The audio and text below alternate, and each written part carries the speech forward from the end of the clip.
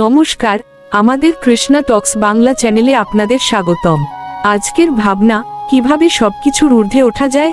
ভগবান শ্রীকৃষ্ণ গীতায় বলেন, মাংচ যোব্যভিচারেন ভক্তিযোগেন সেবতে, অর্থাৎ যিনি অব্যভিচারিণী ভক্তিযোগে আমার সেবা করেন। শ্রীমদ্ভগবদ্গীতা 14 অধ্যায় 26 নং শ্লোক অনুসারে সবকিছুর ঊর্ধ্বে ওঠার একমাত্র পথ হল অব্যভিচারিণী ভক্তিযোগ।